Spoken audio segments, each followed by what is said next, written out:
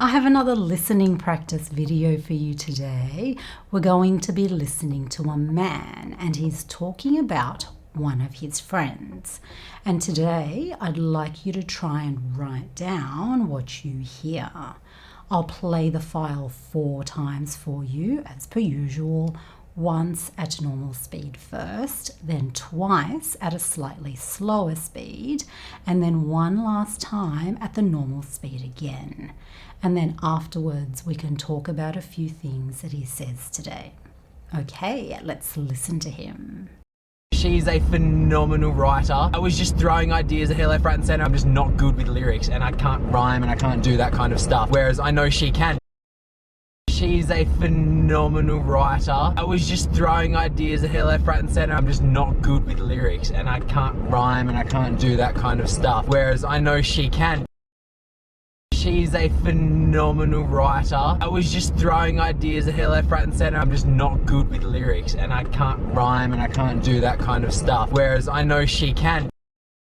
She's a phenomenal writer. I was just throwing ideas at her left, right and centre. I'm just not good with lyrics and I can't rhyme and I can't do that kind of stuff, whereas I know she can.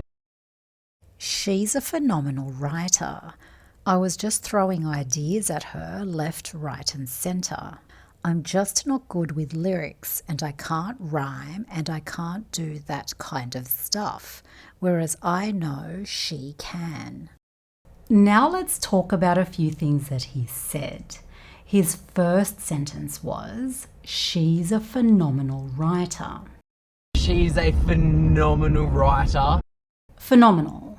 This is an adjective and it actually has a few different meanings, but the most common way that it's used is how he used it today, to mean extremely good, absolutely amazing. You can't believe just how great something is. So we're talking about something that's so amazing, it's right up there. It's one of the best.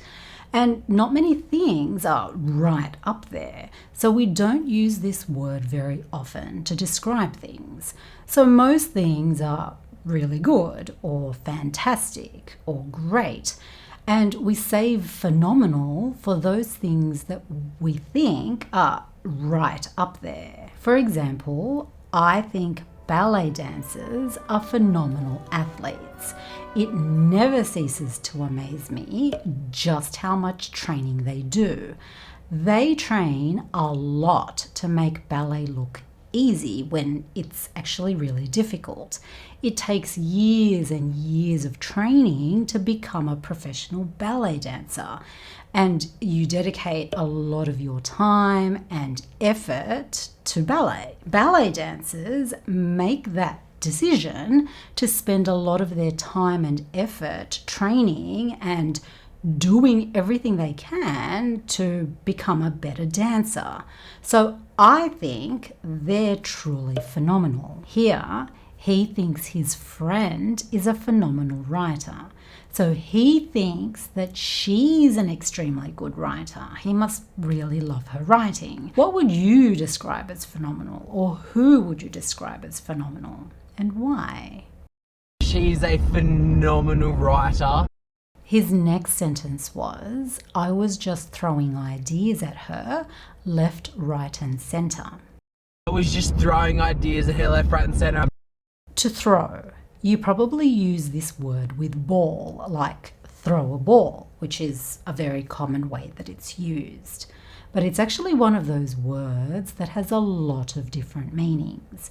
I've talked about how some very common words can be used in a lot of different ways, and throw is one of these words. Here, actually think about throwing a ball.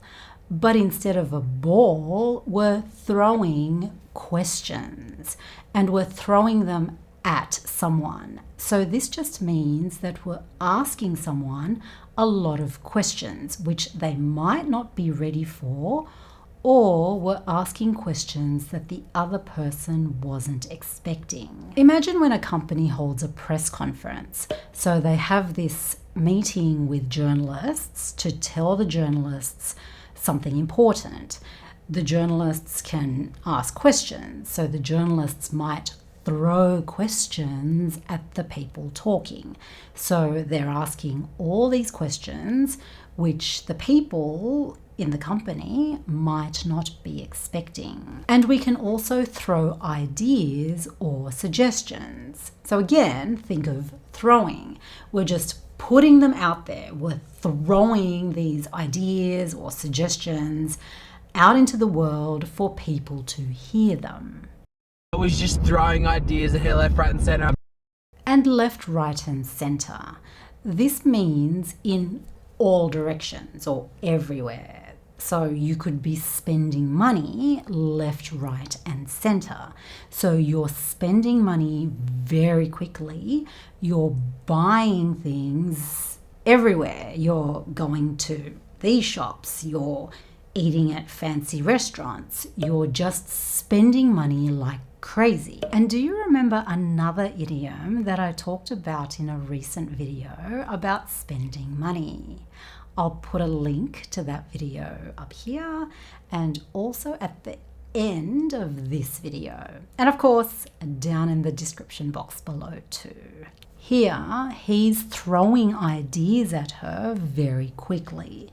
He's not planning out his ideas before he gives them to her.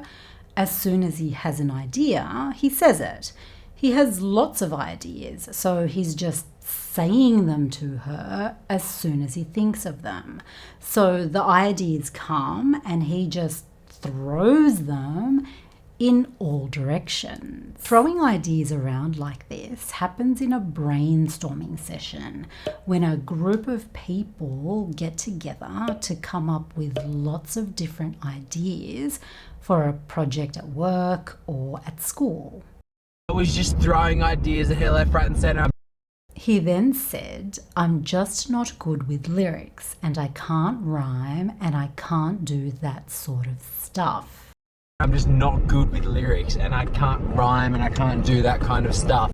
When you sing a song, all the words in the song are the lyrics, and words that rhyme have the same ending sound, like cat and hat, kite and night, whale and snail. I'm just not good with lyrics and I can't rhyme and I can't do that kind of stuff. And then he said, I can't do that sort of stuff.